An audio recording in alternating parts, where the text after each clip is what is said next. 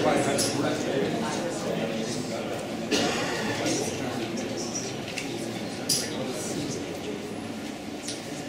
good evening and welcome to the 2012 Bechtel Lectures.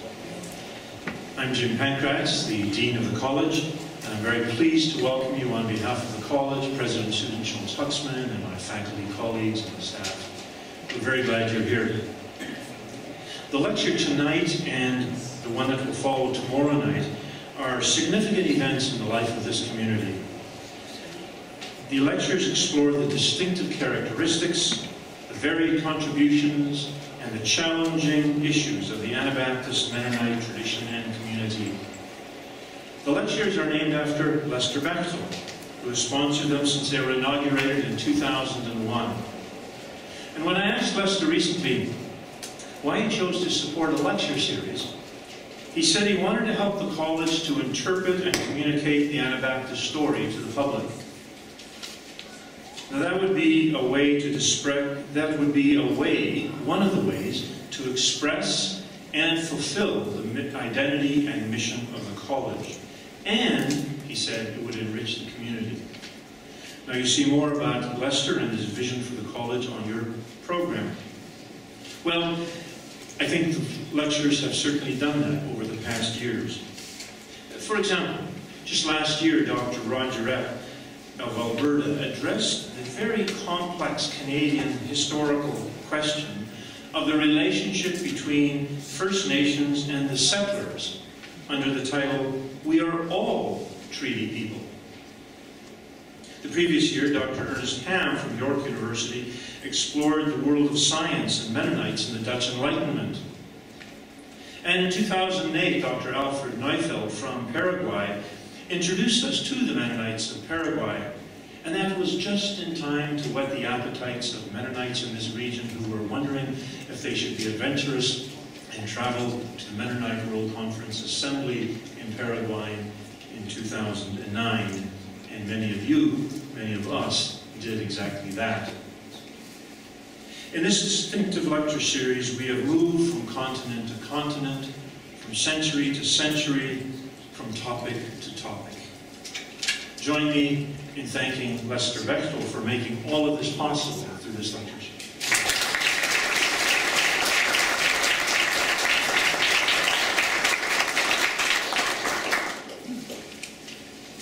Each of the Bechtel lectures is published in the Conrad Grebel Review, the college's scholarly journal. It's a way of communicating to a larger global audience.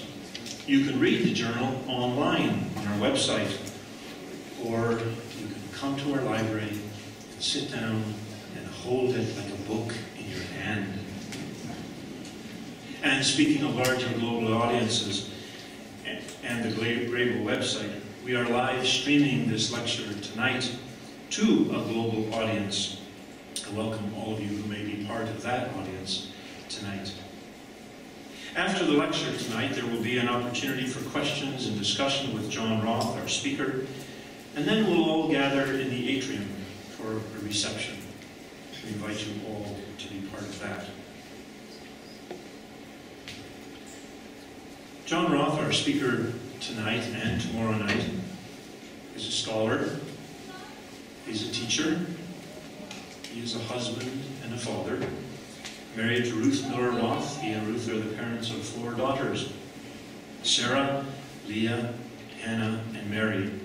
Now I have to say, when I talk about 4 daughters, that our recent president, Henry Bechtel, would have loved to introduce John because he had 4 daughters and was always, always pleased to be introducing people who had a fine collection of daughters. I have 2 daughters, and they're very fine. He is active in his local church, the Berkeley Avenue Mennonite Fellowship. He's deeply involved in the leadership of the Mennonite World Conference. For the past 13 years, he has been engaged in the Healing of Memories dialogue between Lutherans and Mennonites. He's been a faculty member of the History Department of Goshen College since 1985, director of the Mennonite Historical Library of Goshen College since 1988, and editor of the Mennonite Quarterly Review from 1994 to present. Now, I cite those responsibilities briefly and quickly. But as many of you know, these are very, very significant roles in the Anabaptist Mennonite community. And John has filled those roles with extraordinary competence and grace. He has significantly shaped both scholarly and popular understanding of this tradition. He comes to us well-informed, well-connected, and highly respected. We are honored, John, to have you here as this year's Bechtel lecturer. Here are some recent tributes to John from those who know him well that I thought you might like to hear. From some of his students. What a great storyteller John is. Super engaging and fun to listen to. Eager, curious, passionate, thoughtful, concerned for the church and the students. Wise. I really value John including us in exploring what the Mennonite church looks like today, in the process of dreaming and hoping and allowing us to be active participants in the creation of the church's future. And from one of our own, Troy Osborne, who's a faculty member here and who was a student of John's. He said many of his students have gone on to pursue higher degrees in history or religion or religious history at leading graduate programs. All of us have benefited from the way that he has framed questions from the past in ways that seem alive today. John is not only a first-rate scholar and genuine mensch, says Royden Lowen, one of his colleagues and peers. Royden is Chair of Mennonite Studies and Professor of History at University of Winnipeg, currently doing research in Bolivia, and sent me these comments about John from there. So he said he's a genuine mensch as editor of the MQR, the flagship of Mennonite journals since the 1920s. John has maintained an old trust, a commitment to excellence and innovation in research and dissemination of knowledge. And as importantly, he has extended this trust to his commitment to communicate the values and cosmology that has undergirded the Mennonite people to as wide an audience as possible, never losing sight of a vision that history itself is more than a constellation of facts, but history is an instrument of truth. So, I'm very pleased to invite this churchman, scholar, editor, teacher, and genuine mensch to deliver this year's Bechtel lectures.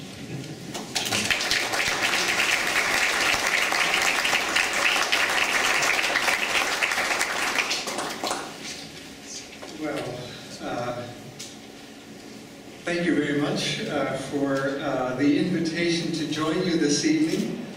I have such high regard for my colleagues here at Conrad Grebel. I have, of course, associated mostly with my colleagues who are in the field of Anabaptist Mennonite history and studies, but I also in more recent years have come to appreciate the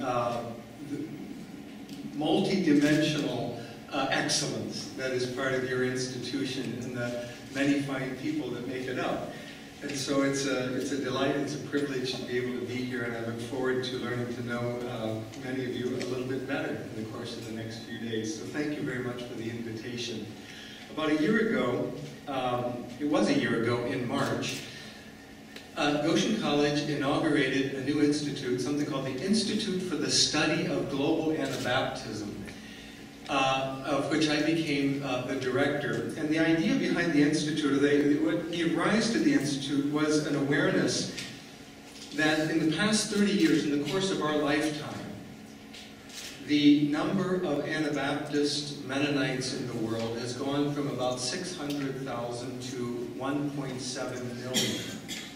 In the past 3 decades, in a 500-year-old tradition, has undergone a phenomenal transformation that we are witnessing in our lifetimes. This is happening.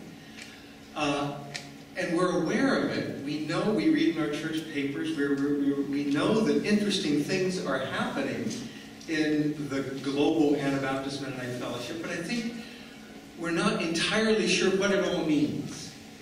And it seemed to me that it would be important to give some careful thought to what that means. And so during the past year, I have been struggling to write a book on global Anabaptist ecclesiology. What does it mean to be part of a global church?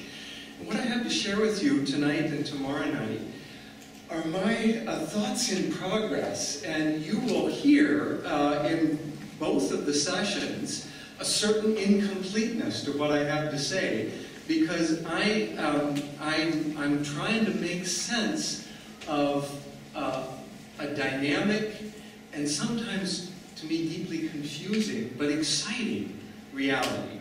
And so I really do look forward to your comments and corrections at the end of the formal presentation.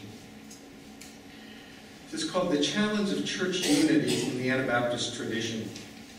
On January 26, 1531, the veteran Swiss Brethren missionary Wilhelm Reuben addressed a long letter to his friend and co-worker Pilgrim Marpeck. "You should know," Reuben wrote, regarding the community at Austerlitz, Moravia, he had recently visited, "you should know that I have been badly deceived in regards to the brotherhood." To his dismay, Reuben had discovered that the elders there were, quote, "false deceivers, untrue in doctrine, life, and work in each and every point." Marpeck agreed. After several failed attempts to heal the growing rift, he gave up in frustration, angrily claiming that he would, quote, "rather unite with the Turks and the Pope." Although today we are used to thinking of the Hutterites and the Swiss Brethren as distinct traditions within the Anabaptist family, nothing at the time suggested that the division between these two groups was inevitable. Nevertheless, within a few short years, an identity of opposition had crystallized in both groups. In 1542, Hans Klopfer of Feuerbach reported that he had left the Swiss Brethren because they had abandoned true Christian community, paid war taxes, and had a confused leadership structure. Several years later, a group of Swiss Brethren in Bad Kreuznach defended their conversion to the Hutterites, saying that the Swiss Brethren, quote, "did not teach the truth regarding original sin, and did not keep themselves separated clearly enough from other groups." The Swiss, of course, did not take these defections casually. Shortly before his death as a martyr in 1565, Matthias Serveus denounced the Hutterites. "God keep me from them and the doings of their teachers," he wrote in a letter preserved in the Martyr's Mirror. And 6 years later at the Frankenthal Disputation, the Swiss Brethren insisted that they had nothing to do with the Hutterites or their teachings on community of goods. Yet the controversy between the Swiss Brethren and the Hutterites was only one of many church divisions within the Anabaptist movement during the course of the 16th century. The rapid growth of Anabaptism in the 1520s and 30s, combined with the pressures of persecution and a congregationally oriented ecclesiology, ensured that group boundaries would be sharply contested throughout the 16th century. "The Anabaptists have divided themselves over so many different things," wrote the German spiritualist Sebastian Frank in 1531, "that they now have almost as many teachings as they have leaders." The same year, Heinrich Bullinger, who was Zwingli's successor in Zurich, denounced the Anabaptists in similar language. "They are divided into numerous sects," he wrote, "and each bans and denounces the other as if they were the devil." Although Frank and Hubmeier were undoubtedly exaggerating, their description of the Anabaptist movement as a confusing welter of competing groups was not entirely a fiction of the polemicist's imagination. By 1722, the Reformed theologian Johann Jakob Vollop, in a book called Conversation Between a Pietist and an Anabaptist, laboriously cataloged no less than 70 sectarian groups, each bearing some relationship, he insisted, to the Anabaptist movement of the 16th century. Though modern scholars do not always agree on the exact taxonomy, the reality of fragmentation within the Anabaptist Mennonite tradition has persisted to the present. Today there are at least a dozen major conferences within the Anabaptist umbrella in the United States, and perhaps as many as 16 in Canada. Closer inspection reveals no fewer than 11 Amish groups, 10 Brethren groups, 4 Hutterite groups, 53 Mennonite groups, some 79 regional districts, and at least 247 smaller independent congregations or alliances for a total of more or less 409 distinct bodies in North America. At the micro level, the story gets even more complicated. Marlene Epp told me at lunch today that there may be as many as 27, but possibly 30 different groups of Mennonites in Ontario alone. Corey Anderson's recent study of the Vichy Amish and Amish Mennonite groups reveals an astounding proliferation of alliances, fellowships, brotherhoods, and independent congregations that defies any effort at categorization. And a recent history by Leroy Beachy of Old Order Mennonite groups in Holmes County, Ohio, my home location, enumerated 30 non-communing Anabaptist related groups in that settlement alone, making it a veritable game park of rare and exotic species that results from what Freud called the narcissism of minor differences.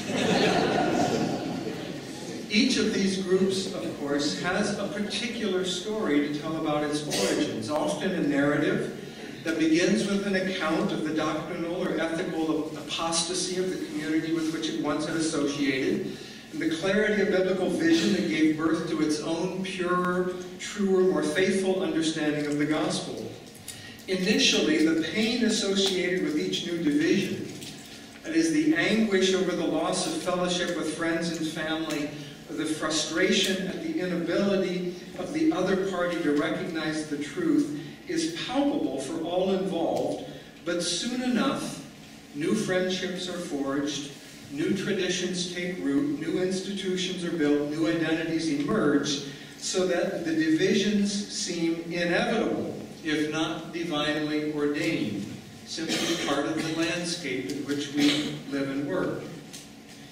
In 2010, two large groups in North America celebrated anniversaries. 150 years since the founding of the Mennonite Brethren in 1860, and 100 years since the beginnings of the Conservative Mennonite Conference. Both groups marked the occasion with celebratory gatherings that recalled the vision of the founders, stories of early faith heroes, narratives of great accomplishments amid sacrifice and adversity, and yet hidden within those same celebrations is the painful reality that all of our groups were born in the cauldron of schism. That what we're celebrating in these anniversaries is a division within the body of Christ. What are we to make of the divided and fractured nature of the church? Not just the 34,000 some denominations within the larger body of Christ, but all of the schisms and divisions that have rent the Anabaptist Mennonite Fellowship of Believers. I want to explore the question more carefully in the course of these two lectures. This evening I focused primarily on the Anabaptist Mennonite Church in North America, tracing some of the roots of our tendency to division, and setting forth an argument that ecumenical conversation should begin with those groups closest to us in theology and history. But as I said at the outset, the context of these reflections is really the remarkable growth of the Anabaptist Mennonite Church outside of North America. And so tomorrow night I want to pose the question, what does it mean to be part of a global fellowship? What does church unity mean in a global context? As you likely have already gathered, I think that our internal divisions are an embarrassment, a theological and spiritual problem.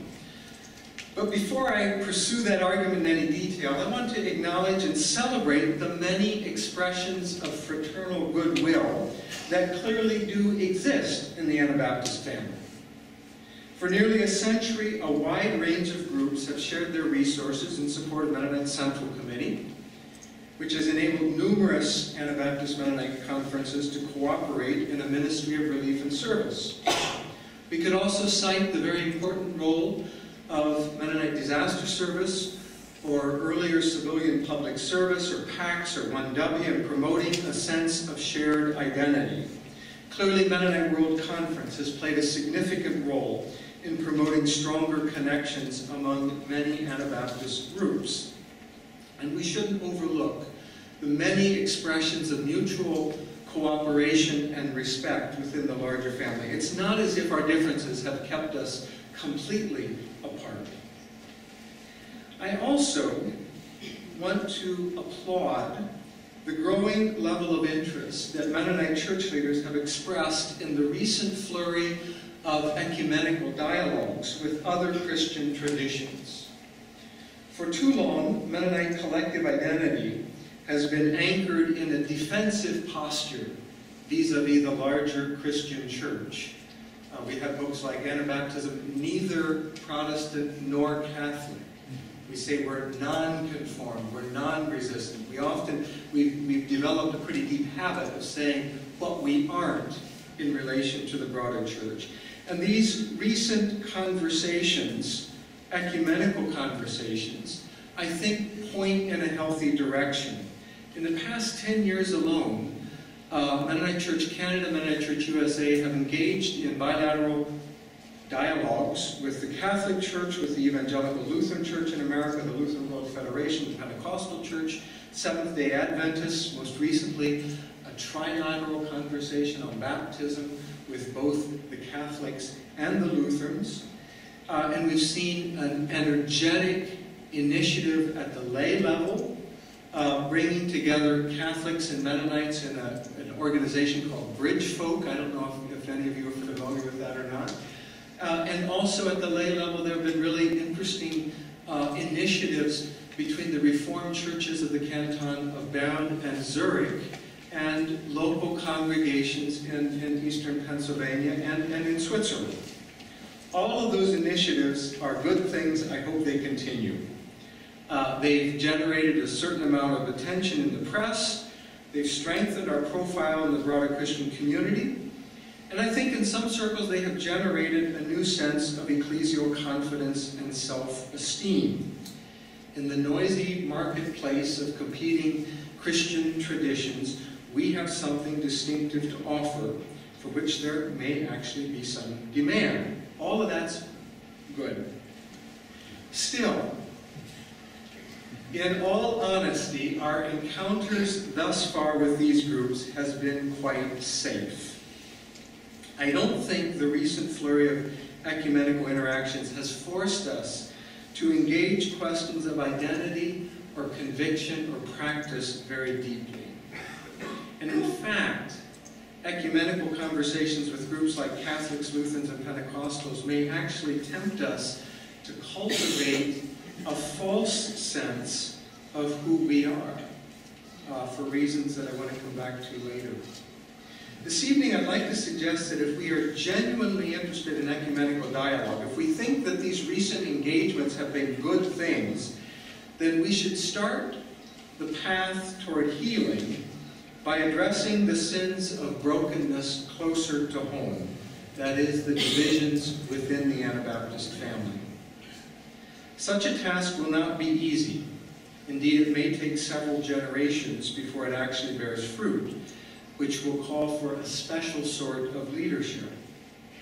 Yet healing the self-inflicted wounds within our own family may lead us into forms of renewal that is ultimately deeper, more transformative, and more life-giving than our current encounters with groups who do not have a particular claim on our shared memory or theological identity.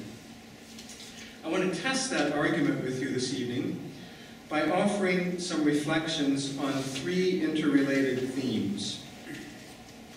I want to first give a perspective on why it is that groups in the Anabaptist Mennonite tradition have had such a deep propensity to divide.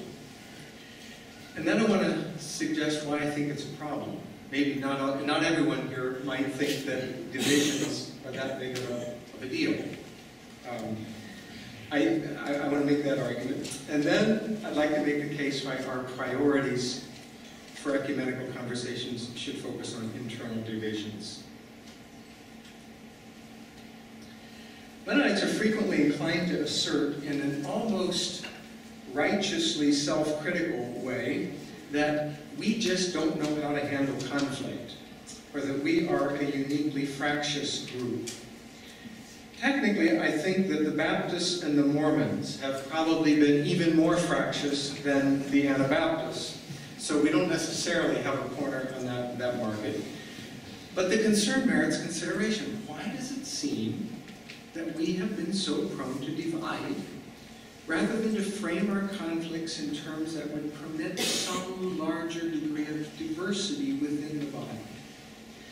The answers, I think, can be found in history. Like all children of the Reformation, the Anabaptist movement was itself born in division, inspired by Luther's challenge to papal hierarchy and the explosive argument of Scripture alone. The early Anabaptists, like all the Reformers, came into being by rejecting traditional forms of authority.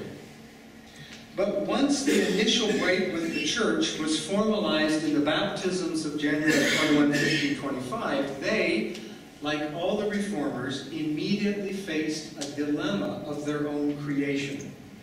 Having broken free from the authority of Rome, how does one then put on the brakes of schism and re-legitimate principles of authority and standards of church unity within one's own circle?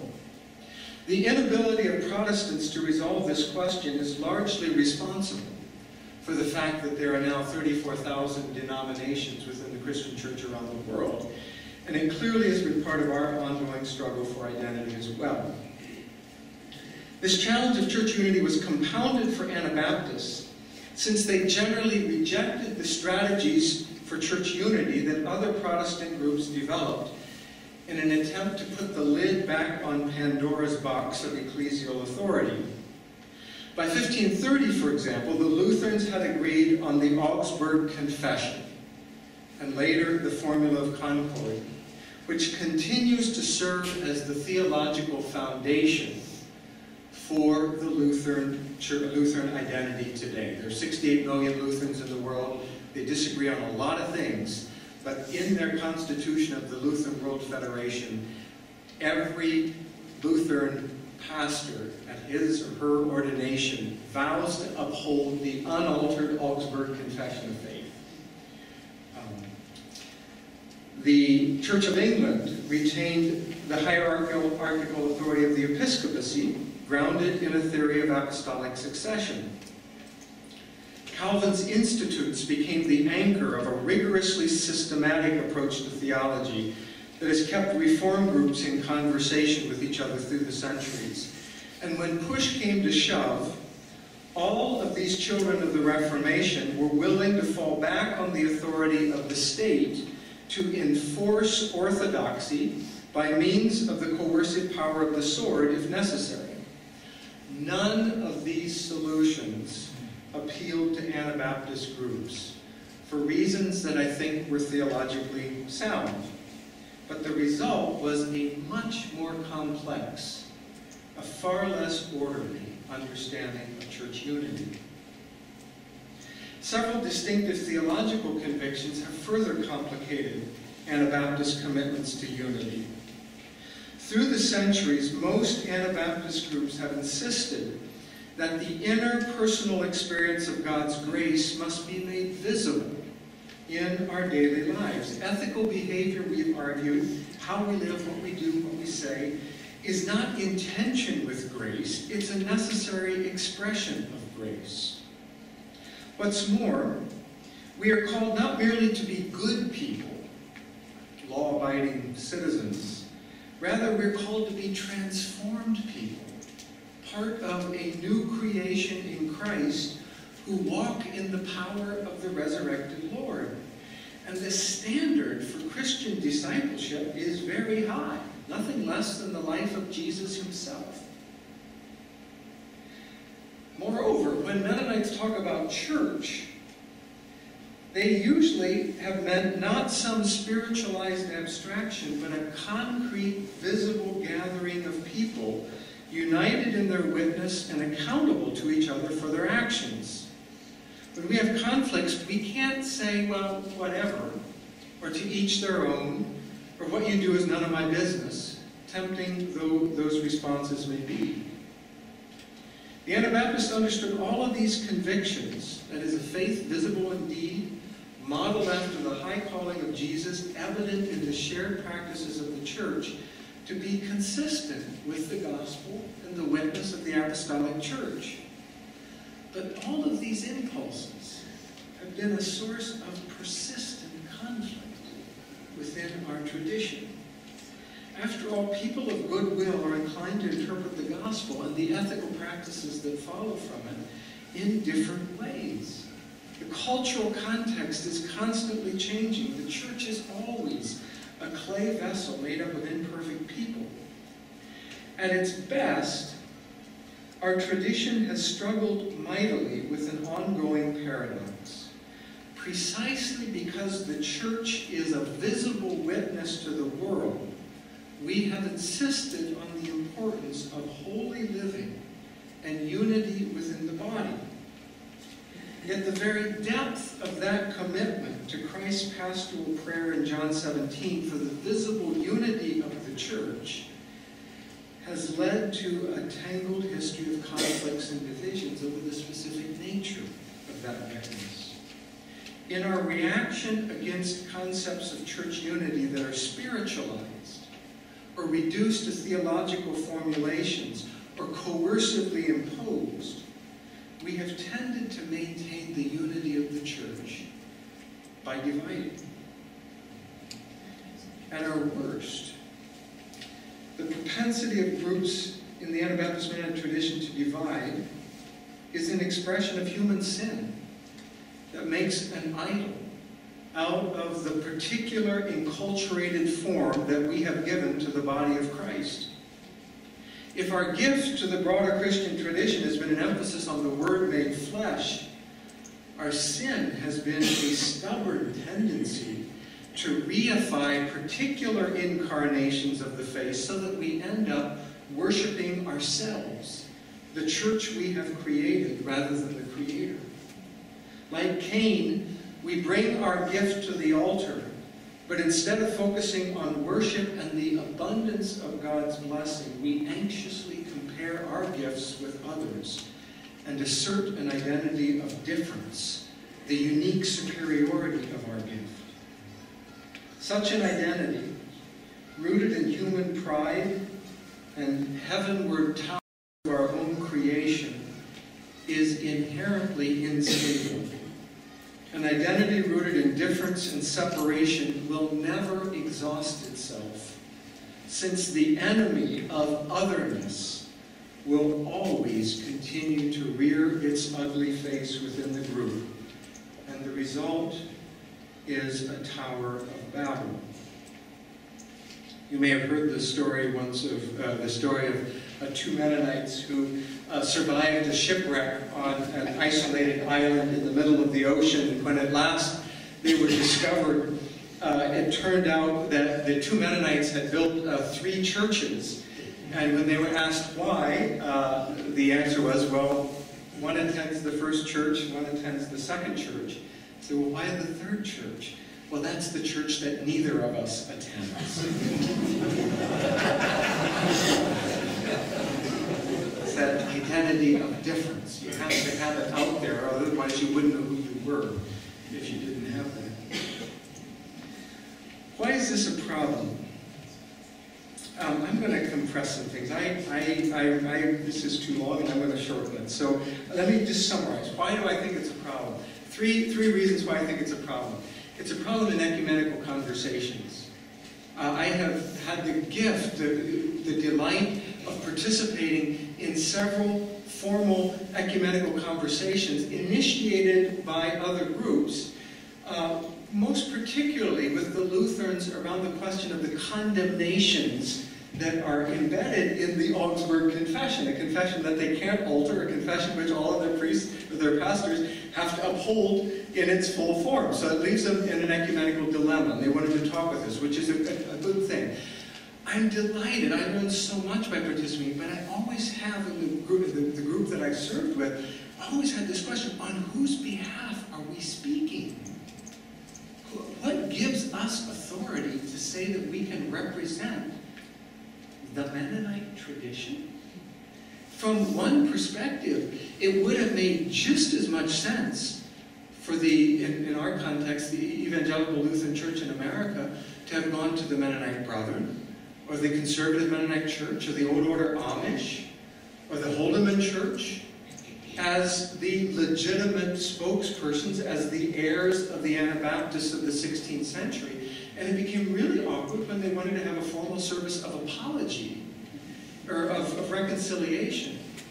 And I'm there on behalf of MCUSA, which incidentally is 7% of the global Anabaptist fellowship. That's a kind of practical reason why it's a problem.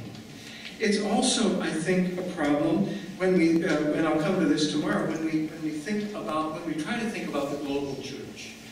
We don't have a pope.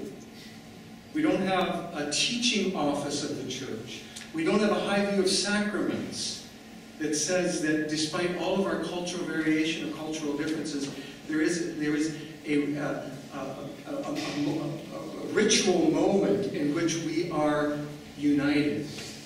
And maybe that's not a problem, but I find in our tradition a kind of, I say, an impoverishment of a theological vocabulary to talk about the church beyond the local congregation, and especially so when we get to the global church. I believe it exists. I believe in the global Anabaptist Mennonite fellowship. But when I try to make sense of it, when I try to ask, how is my congregation of Berkey Avenue Mennonite Fellowship? What do we share? What does it mean to say I'm in fellowship with a church in Indonesia or Ghana or Colombia? That's where I come up short. And finally, and perhaps most importantly, it's a problem because church unity is a gospel imperative. We don't necessarily dwell on this passage, but in that very familiar text in the ecumenical circles from John 17, Jesus prays that all of his followers may be one, praying to God, just as you are in me and I am in you. And Jesus goes on to suggest that it is precisely the unity of his followers that makes credible the claim that Jesus really is one with God. The credibility of the church's witness to the world, in some ways, at least according to this text, is at stake in the unity of the church. And Paul makes this claim as well in Ephesians, where he insists that from all of eternity, God's desire was to make one humanity out of Jews and Gentiles.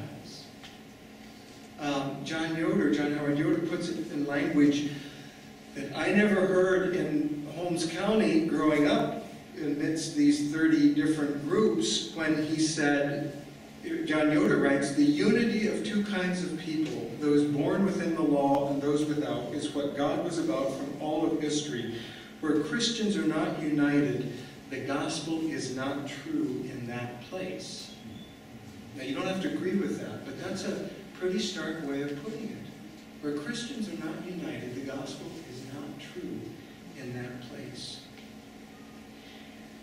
If we don't have reconciliation of non-communing groups as one of our primary concerns, then it could be that Anabaptist Mennonites have very little credibility for our claim that the world should take heed of our wisdom regarding the gospel of peace.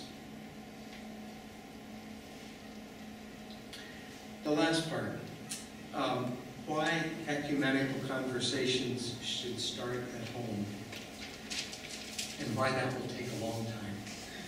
I call this planting sequoias.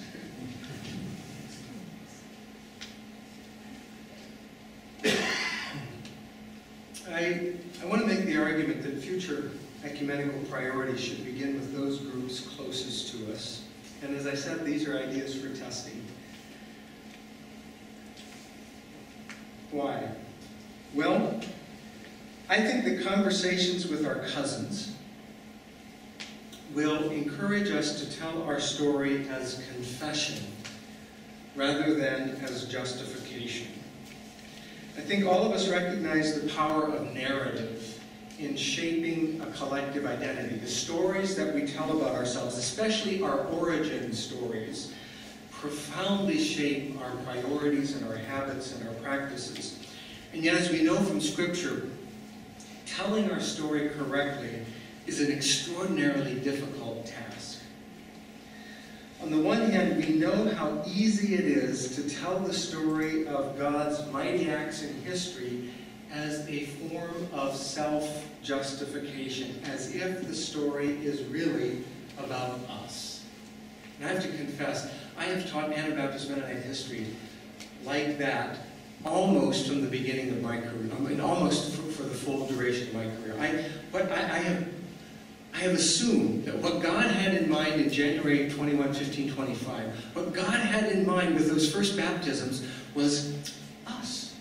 That's where the arc of the story was pointing towards, well, MCUSA, maybe Canada, but MCUSA, and that was, and the last 2 or 3 years, I've set myself, I should stick with the text here, but I've tried to ask, how would I have to tell that story differently if I assumed that from the very beginning what God had in mind in January 1525 was not us, but was 1.7 million Anabaptist Mennonites around the world. If that was where the arc of the story was heading from the beginning, you would have to tell the story differently. And it's disorienting to have to reframe the story if it's heading in if it's not about self-justification. I think the tendency to tell stories as self-justification is especially true in ecumenical conversations with people like Lutherans, groups like Lutherans and Catholics, where etiquette demands that we all honor the origin story of the other. We might make certain gestures towards humility, but the story that we are most likely to tell in ecumenical settings is a heroic one. In our version, the simple story is that Anabaptists were sober-minded, earnest, Bible-reading Christians who had the courage to actually live out the principles of Sola Scriptura. Unlike other groups who found creative ways to dodge Jesus' teachings in the Sermon on the Mount, we take Jesus seriously. We actually put into practice what Jesus taught. And we're quick to point out that when the going got tough, Luther and the other reformers flinched and ran for cover behind the princes.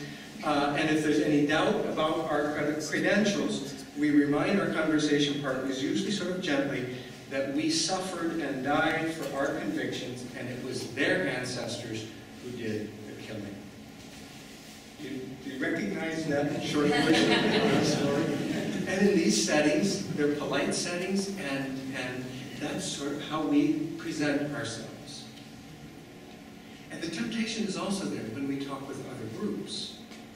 When we talk in our own circles, it's not like it gets that much easier. We're inclined to present ourselves as the true bearers of the faithful truth. Other groups, especially if we're talking internally about other groups, it's the other groups who were driven by irrational temper tantrums or petty personality conflicts. They chose to leave us. And if the wayward child wants to come back to the table, we'd be glad to offer the hand of fellowship and reintegrate them into the flow of God's history. But it still tends to be a simplistic rendering of the past. If we would move to a deeper level in conversations with groups closest to us, not only would we have to recognize that our first cousins also share the heroic claim to the 16th century Anabaptists, but we also know that our first cousins are aware of a different reality closer to the ground, what actually happens in your and my congregations. It doesn't look all that much like the simple version of the Anabaptist story that we present.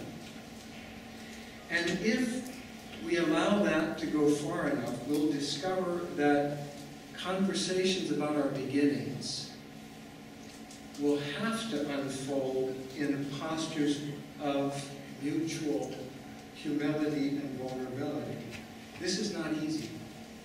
If you want to try a thought experiment, consider about how hard it is. Consider the decade-long process that led to the integration of the General Conference and Old Mennonite conferences.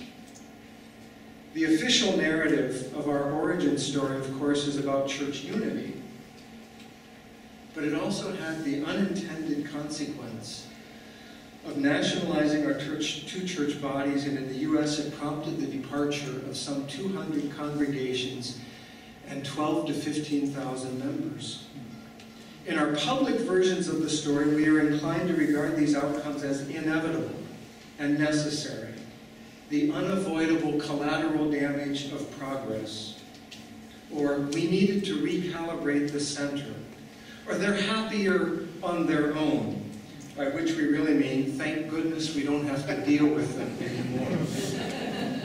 But I think it's worth asking, just how much lamenting or confessing have we done to acknowledge that our efforts at promoting unity also fostered further division? What would it mean to invite several of those groups to help us tell the story of MC USA or MC Canada beginnings in a confessional mode? Can we entertain the possibility of a version of that story in which it was we and not them who left the table? What would it look like to restore family ties, not as parents welcoming wayward children back home, but as prodigals who seek forgiveness for acting in ways that injured each other and the honor of the family? I know how improbable and how impractical this sounds. Indeed, it goes against every impulse of institutional logic that is oriented towards self-preservation and the responsible cultivation of a positive public image. But the biblical story is full of examples of history as confession, both in the sense of confessing failures, as well as the more positive sense of confessing our faith in the Creator of the universe. Telling our story as a form of confession reminds us that true Christian identity is ultimately not about the particularity of our structures, important as those are. I'm going to keep coming back. We only have identity in particularity. Particularity is not the problem. But a confession is a reminder that our identity is ultimately about telos, about the end for which we were created, which is to worship God, to confess through our words and deeds the lordship of Christ over the cosmos.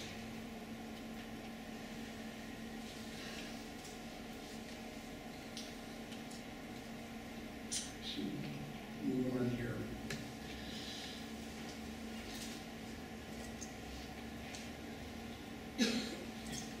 I'll just leave that. Sorry. Let me go on to the second point here.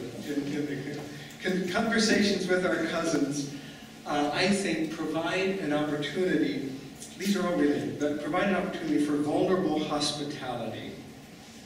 Hospitality in the Christian tradition names the practice of participating with Christ in a posture of openness and embrace toward the other, even, or perhaps especially, when the other appears to us in the form of our enemy.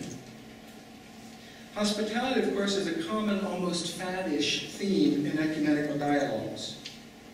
Yet I've discovered that it's much easier to offer hospitality to strangers who I scarcely know and with whom I have little in common than it is to extend it to those who are closer to me, who have refused my counsel and are not all that interesting to me. There's nothing wrong with the first sort of hospitality, the sort that we are likely to extend to Catholics and Lutherans and maybe even to Muslims. It's like the opening conversation with an interesting person next to you on a long airplane ride, in which you may end by exchanging an email address and promising to look each other up the next time you're in town. It's the hospitality of niceness, in which we are basically in full control from the very beginning, with an implicit and mutual understanding from the start that the relationship is probably not going to demand too much, certainly not put my identity at risk. Vulnerable hospitality goes beyond this. If you want a mental picture of the difference between hospitality and vulnerable hospitality, consider how much easier it would be for most of us here to wash feet with a Lutheran in a reconciliation service, or send a Christian delegation to Iran, or to perhaps challenge our church to be more understanding of Ahmadinejad's anti-Semitism, than it would be to extend that same graciousness, I'm speaking out of my context here, to all of those right-wing Mennonites down the street who listen to Rush Limbaugh, support Zionist causes, and cheer the killing of Osama bin Laden. Vulnerable hospitality begins by asking, who are the groups that irritate me the most?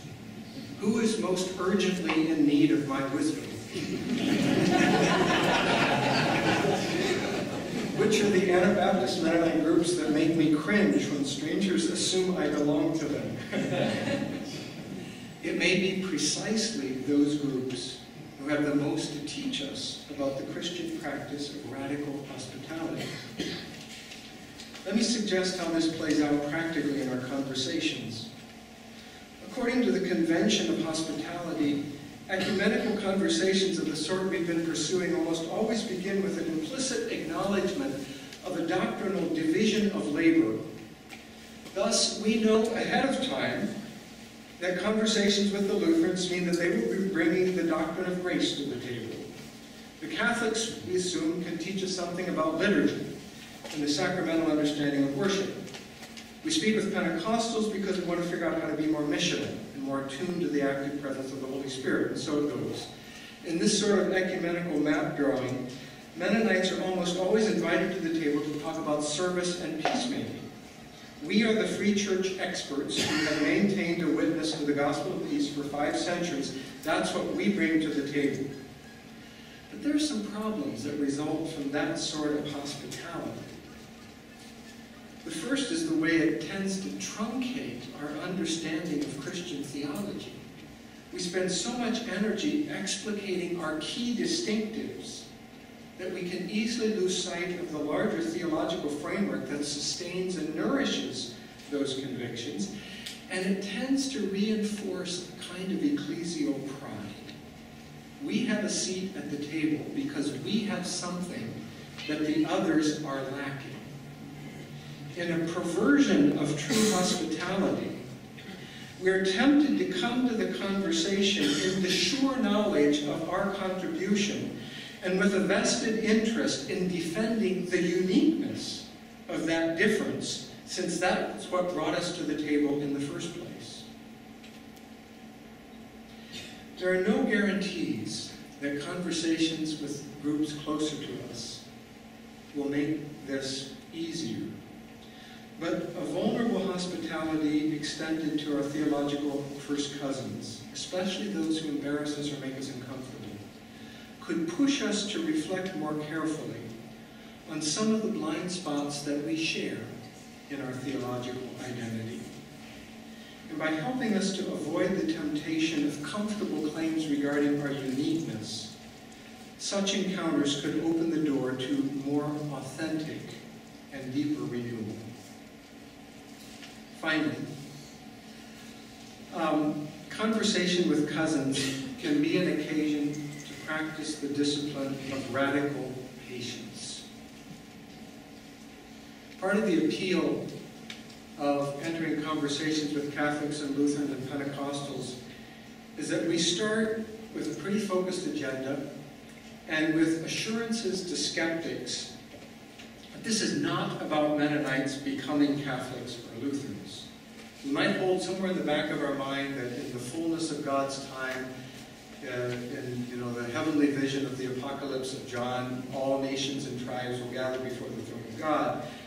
But we really aren't assuming that those kind of ecumenical conversations are going to grapple so deeply with questions of identity that we are going to emerge from them changed, or that they're going to lead to something that will be different about our church bodies.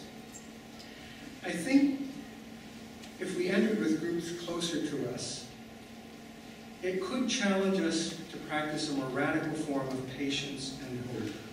I think of it sometimes as the patience of a pilgrim who set out intentionally on a journey with the clear hope of arriving somewhere.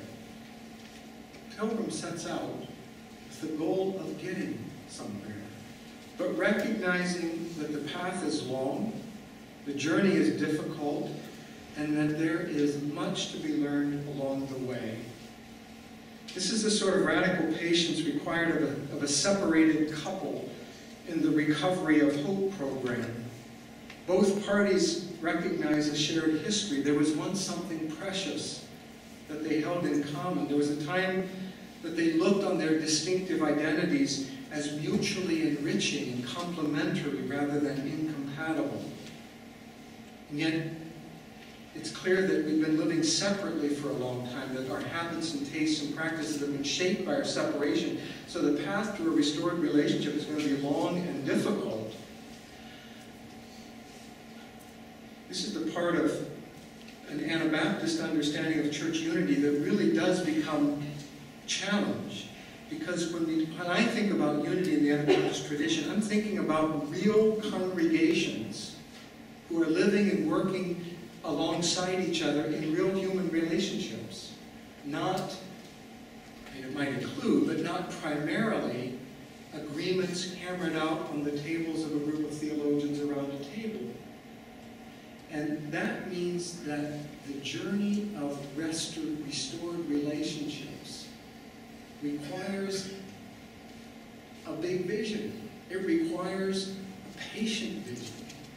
I use the term planting sequoias because it brought to mind when our children were still all at home, we took a grand trip out west. We saw the redwoods in California and then the sequoias. If you've ever seen these redwood trees, they're 40 feet wide and 300 feet tall. They've been there since, well, 2,000 years, since the time of Christ.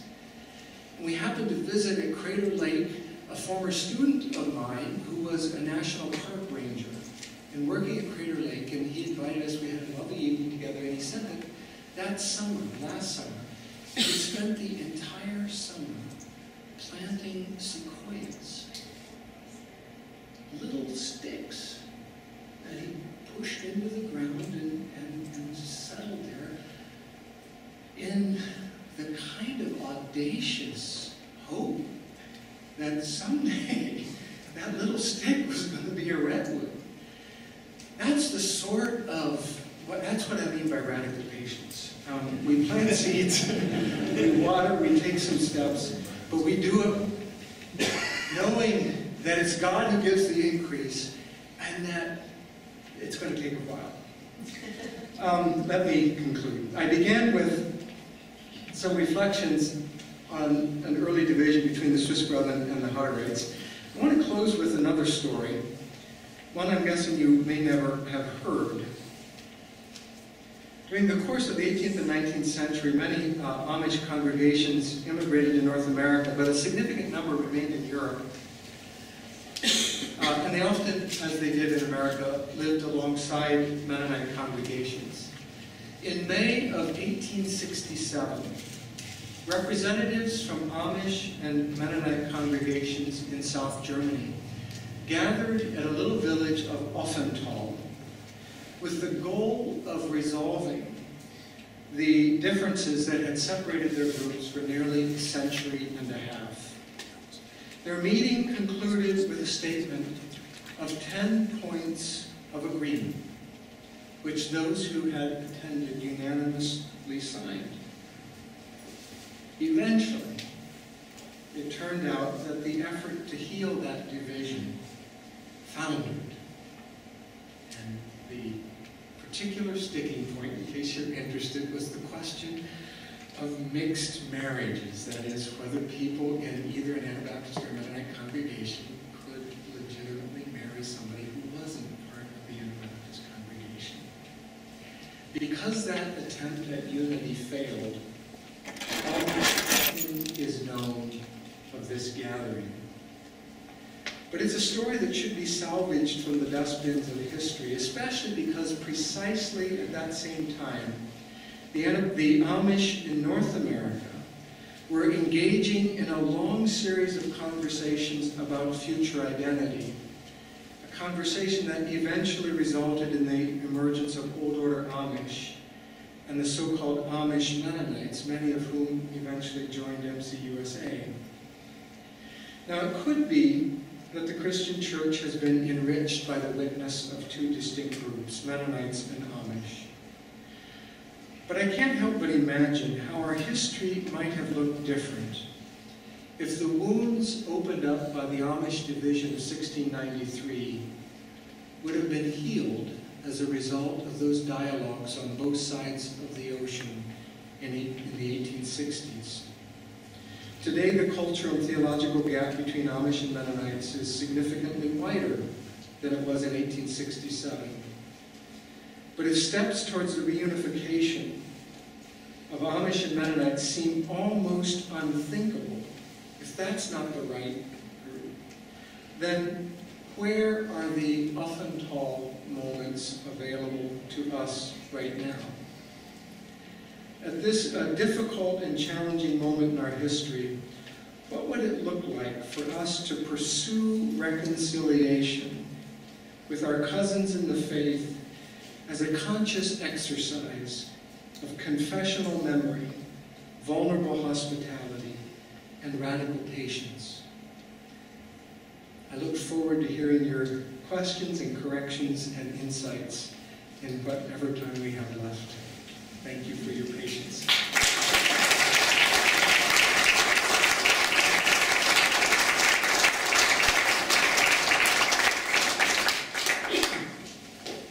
When I was doing my introduction, I used the phrase from Roth and Lowen that John has the capacity to use history as an instrument of truth. I think we've heard that, and I look forward to that in our discussion as well.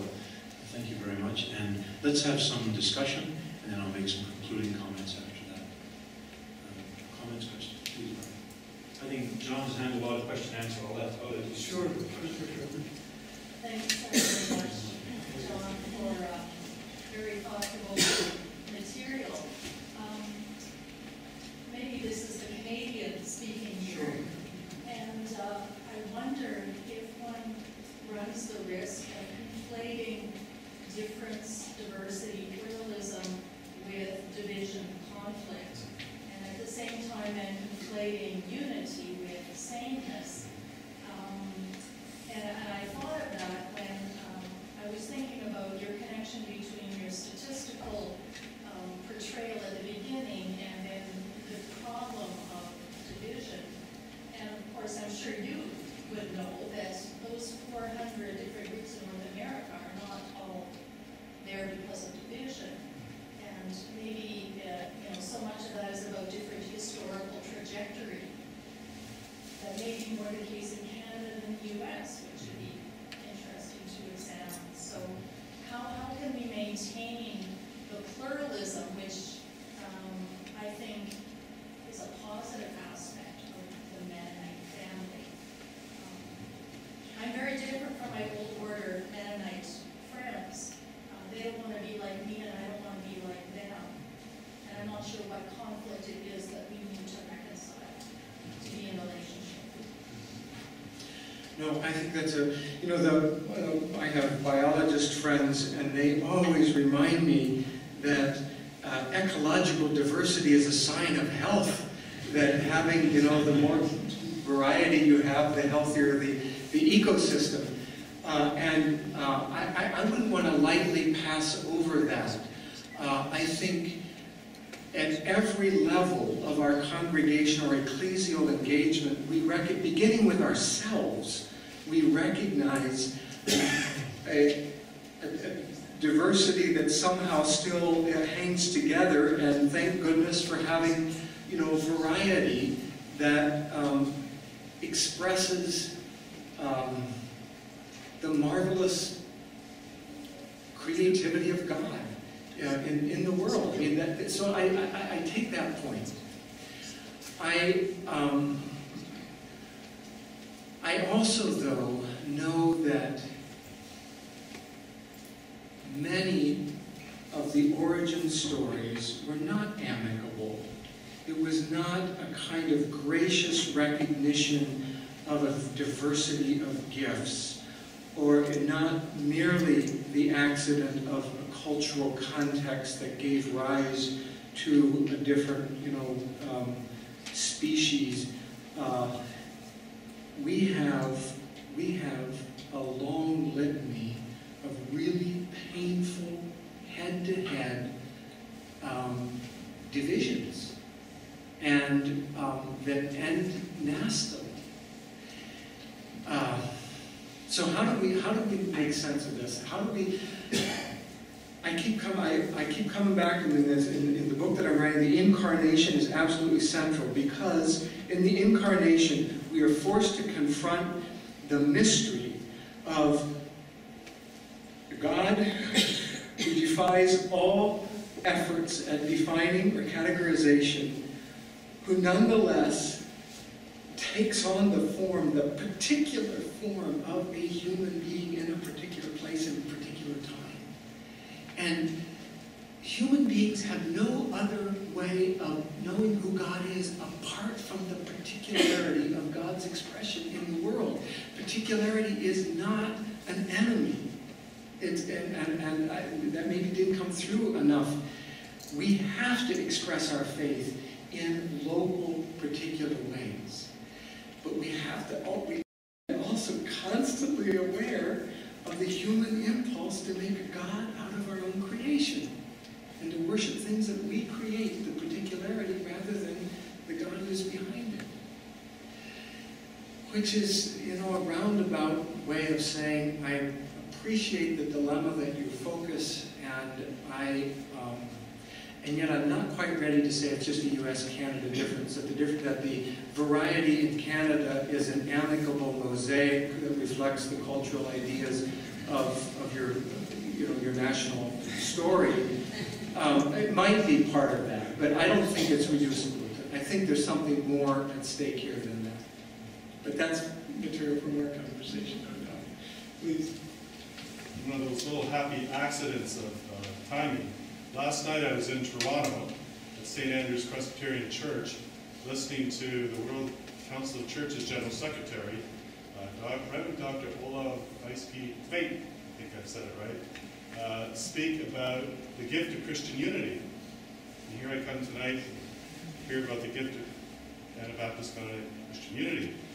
One of the things that's always puzzled me about those of you who focus on theology and history is that this thing about unity is such a puzzle. Because of division of labor, different gifts, and different experiences, those of us who are on the sort of social justice, peace kind of side, we live Christian unity every day in cooperation with our Christian brothers and sisters in a whole range of activities. And in some sense, you've talked about that with the Mennonite Central Committee providing, but do we not have Christian unity? Well, I think that you're right in calling attention to the fact that we interact with each other at many, many different levels, and that we shouldn't overlook all of the places where human beings live at peace with one another, even if they disagree. If you push it a little bit further down, you can disagree on a whole bunch of other things. We shouldn't take for granted the fact of an orderly life, and I tell my students, you should marvel at the fact that we have four-way stop signs, and that people, take turns. It's not a small thing. It's an awareness that you're part of a bigger community. And in the church, I would say too, I'm so grateful that there are places where the circumstances, in the face of a tsunami in Japan, we don't, most groups, and again, there's Missouri Synod Lutherans who don't like when people pray in public. You can always find groups that say there's no exceptions where we work ecumenically. But most groups are ready to say at certain levels, of course we just work side by side and to attend to the urgent task before us. But I would also say that Christian Peacemaker team are working together collaboratively at a peacemaking strategy in Zimbabwe is something other than an ecclesial identity. And it could be that ecclesial identities ultimately are constituted by shared activities. But I still think that a church, the gathered church, identifies with a greater particularity about its ultimate commitments than people who work at a company together. Even if it's regardless of what that is. I don't want to discount it. I celebrate every place where we can work collaboratively. I think building on what you've said to some extent is that I feel our schismatic tendencies, sinfulness, and I am certainly a contributor to that, as some of who live with me in my congregation will probably attest, that is a sinfulness that we can't deny. No matter, even though I am very active in MBS and MCC since my youth, I mean, one doesn't negate the other. But what really bothers me is that we keep on talking about, we are identified in the world as being carriers of the peace message, for simplistic terms. But here we're so terribly schismatic. Whether there's any group of Christians or denominations more schismatic than Mennonite Anabaptists, I don't know. You identified there are others. I know Baptists are, but no. But are they as bad as we are? You identify a lot of important things, and a lot of it is it's a kind of a pride in some aspects of how we idolization of our particular church structure, etc., etc. But are there people I can't remember reading about? I've thought about it. I've raised a question about how do we put together this tendency towards schismatic sinfulness and our claim to be a peace church. We're schismatic within the congregation. We don't even practice peace probably half the time. How can we keep on talking about representing to the world that we're a peace church? And I don't have to remind this group that the first novel by one of your most famous novelists was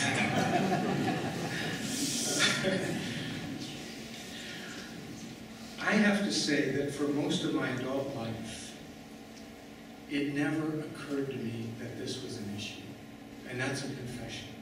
I simply assumed that, hey, I'm Mennonite, you're Methodist, I'm Mennonite, you're MB, you're Holderman, Old Order Amish, Conservative Mennonite.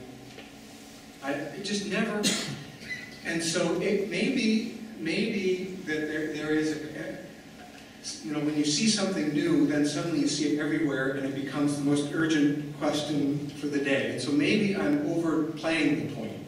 Right now this question seems urgent to me, but it may not be the most urgent thing for us. But at least, maybe I'll just come back and say it again, we've been kind of enamored, the circles that I'm with have been kind of enamored with the fact that we've been invited into ecumenical conversations, and our day has arrived. And isn't it nice that groups that used to call us the deformation of the Reformation are now, considering us equal partners, and it feels pretty good. And that's okay, but there's a part of me now that says, no, wait, if we think this is a good thing, we really should start where it matters, and it matters at an existential level.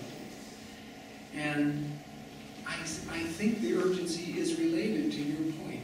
How can we credibly claim to be a peace church if much difficulty living at peace with those closest to us. Arnold? So many questions, so little time, John. I know. I wondered if you would reflect a little more on the one spectacular, most spectacular instance of reunification in our recent history, which is the making of the, you mentioned already in your talk, one Mennonite church from GC and NC, and yet you were ambivalent on that, and it looks like that's kind of spectacularly a sequoia, you know, just sort of kind of an instant big tree. Huge division, the two most numerous groups probably, except for MBs, uniting into one conference. Was that a good thing? What were some of the other problems with it? Is that the kind of thing we should aim for? But it sounded like, and I would have questions about that. I'm not sure, because it seemed like certain organic conference structures became bureaucratic structures that no longer answered to congregations in the same way. So was that a good thing or not? And I know that, you know, I just saw a photograph, you know, trying to sift through archives. I saw a photograph of Ralph Liebel exchanging in the ceremony for that event. So I know there are people here who are very vested in that event. Is that the kind of unity that you're talking about, or are you talking more congregation to congregation? Are you looking for structures, or what exactly is it? No, it's a fair question, and I would say certainly the impulse that brought GC and what we call old Mennonites into conversation, exploring what we could do to bring these two groups together is exactly what I'm talking about. So I want to honor the pioneers who saw that as a priority. And I think for the people, perhaps Ralph and others, who were there, you know, this thing didn't start in 1990 or 2000. I think it feels to the pioneers like it was a 50-year process. To most of the people who most directly involved, I think it felt like a much, much quicker process. And as a historian, I advocated at the time that we think in evolutionary terms, that unity is not made by what felt like a reconstruction. I say this, what felt like, because I'm sure, again, people, if you're here and you were involved in that process, I really don't want to belittle the creativity and energy that went into that. But it often felt like if we just got the circles and arrows and the structures aligned here and could claim that there were congregations that were already in, you know, joint integrated congregations down here, that we could declare it to be so. And my impulse would have been to say, let two generations, this is the radical patience, that yes, it's the right direction, but play it out over a much longer period of time would have been my preference. Could you just comment on, or maybe even contrast, the last point you had where different cousins bring their memories to the table and sort that out? Contrast that or comment on a different sort of ecumenical movement, particularly among evangelicals. Let's call evangelicals Anabaptist. Particularly among evangelicals that pursues ecumenicism with non-memory, with non-particularity, which seems to be a more popular pursuit of ecumenicism, to me anyway. Well, it's because it's easy, and frankly, I think it's cheap, and I don't believe it. I think, you know, I might offend some of you, but I don't. There are some groups who say we're non-denominational. We just believe the Word of God, or we just a Bible-believing church or something. I don't believe it for a second. Your pastor is going to be trained in some theological tradition. Your Sunday school material is going to come from somewhere. There is always a grid through which you read Scripture. There will always be a particularity of a theological identity and tradition that you bring to the conversation. And to pretend that you don't have a history is just to be willfully ignorant of the tradition that you're actually bringing. And that, to me, is not a good basis for a deep unity. So I'm suspicious of groups who say we don't need to, we can eliminate memory and just talk conceptually or biblically. We are embodied, historicized people. We can't be otherwise. Maybe I missed the gist of it, but I'm skeptical. I just wanted to, you answered it fine. That's great. Yeah. Well, Tom and John, I saw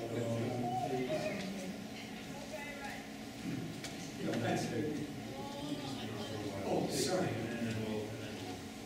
Okay. As a general statement, I think I fear unity more than I fear blessedness. And let me explain. If you extrapolate unity right up to the end, like perfect unity, then you probably agree to believe in nothing. So, will we be having joint services with Muslims and so on?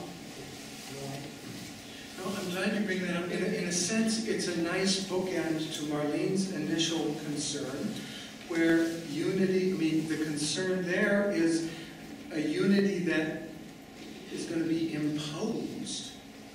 The concern that if you a certain emphasis on unity is going to insist on some defining, ultimately there's going to be some definition that is going to exclude as well as include, and it's going to crush diversity.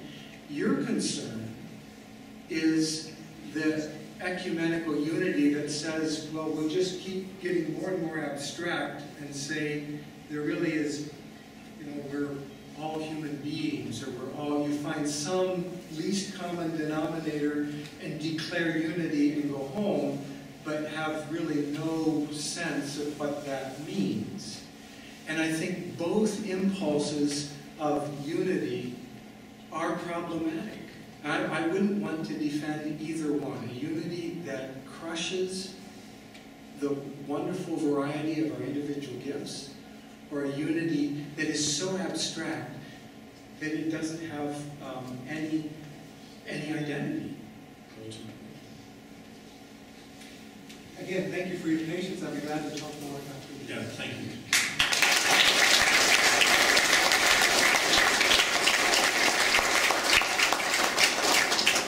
Well, there's good reason to come back tomorrow, of course. So thank you very much for this stimulating presentation. There was much of that was very familiar to me in history that I lived within the church, very familiar.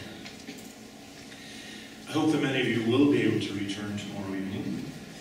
The topic there is, what has Zurich to do with Addis Ababa? Ecclesial identity of the global Anabaptist church. These are very much connected, and I encourage you to be with us and to bring some of these questions, and also to share them with John and each other in the atrium as we share a reception. But even before the lecture begins tomorrow evening at 7:30, we have something else that you could attend. Tomorrow afternoon, we are very, very pleased to have a groundbreaking ceremony at 4 o'clock. It'll be outside briefly, and then it'll be in the atrium. We really do want to break ground for this marvelous building project, the next chapter campaign that we've had, and many of you have been significant contributors to it. So if you can be here with us at 4 o'clock tomorrow, it'll be a great celebration for us. And then after that, it'll get messy around here for 18 months. But we'll always be looking forward to what will follow after that. So we'd be glad to have you. And we hope you will join us in the atrium for conversation, for refreshments. And in fact, tomorrow, if you come at 4 o'clock and if you stay for some more refreshments, maybe you won't even have to go home. You just come to the lecture right after that. Stay around, talk with friends, engage John in conversation. So thank you all for joining us. Please, let's convene in the